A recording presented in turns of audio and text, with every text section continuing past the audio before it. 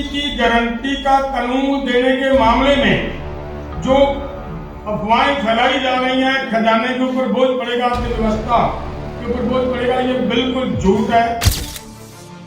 इसके बजाय अर्थव्यवस्था और तेज होगी और बढ़िया हालात बनेंगे देश के अंदर, देश की इनकम बढ़ेगी। शंभू और खनौरी बॉर्डर के ऊपर किसानों के ऊपर गोलियां चलाई गई। हाईकोर्ट ने हरियाणा के ही एक अधिकारी को उसकी जांच सौंप दी। जो सरकार सुप्रीम कोर्ट में जाकर उस इन्वेस्टिगेशन को रोकना चाहती है, उसी सरकार के अधिकारी अगर उसकी इन्वेस्टिगेशन करेंगे तो इंसाफ कहां से मिलेगा।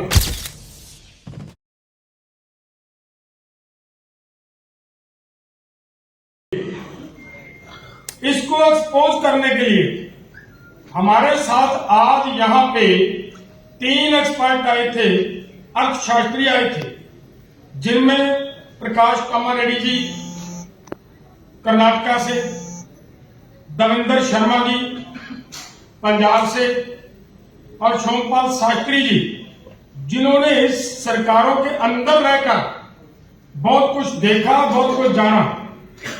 ये तीनों एक्सपर्टों ने यहां पे आज इस बात को क्लियर कर दिया, स्पष्ट कर दिया कि एमएसपी की गारंटी का कानून देने के मामले में जो अफवाहें फैलाई जा रही हैं, खजाने के ऊपर बोझ पड़ेगा, अर्थव्यवस्था के ऊपर बोझ पड़ेगा, ये बिल्कुल झूठ है। कोई किसी तरह का बोझ नहीं पड़ने वाला। इसके बजाय बोझ के सगों अर्थव्यवस्था और तेज होगी और बढ़िया हालात बनेंगे देश के अंदर, देश की इनकम बढ़ेगी। ये बात उन्होंने आज सिद्ध की है और ये बात बहुत जरूरी थी आपके पास ये बात लेकर जाना। दूसरी बात, जैसे अंधेर साहब ने एक बात कही है, हमारा शंभू और खनौरी बॉर्डर के ऊपर किसानों के ऊपर गोलियां चलाई गई। एक किसान शहीद कर दिया गया, 5 की आईसाइट चली गई और 433 गंभीर रूप से जख्मी हुए। इतना कुछ होने के बावजूद यह हुआ कि हमारे कुछ लोगों ने जो पीएल डाली गई हाई कोर्ट के अंदर, उस हाई कोर्ट ने हरियाणा के ही एक अधिकारी को उसकी जांच सौंप दी गई और जो जांच सौंपी गई है जैसे हरियाणा के अधिकारी को, उससे पहले कि मैं एक छोटी बात आपके ध्यान में लाऊं तो आप समझोगे कि हम ये बात क्यों कह रहे हैं। हमारी Punjab and Haryana high court की ओर से यह कहा गया कि एक रिटायर्ड जज की अध्यक्षता के अंदर एक कमीशन बनेगा और वो कमीशन जांच करेगा कि ये क्या हुआ, वहां पे क्या एक्सेस फोर्सेज यूज किए गए, शुभकर्ण की डेथ जो हुई है वो कहां हुई, क्या है, कौन उसकी जांच करेगा। जब ये बात आई तब क्या हुआ था, हरियाणा गवर्नमेंट सुप्रीम कोर्ट जाती है और ये कहती है कि अगर इस कमीशन ने इस पूरे घटनाक्रम की जांच की तो हमारे ऑफिसर्स का मोरल डाउन होगा। इंपॉर्टेंट बात यह है।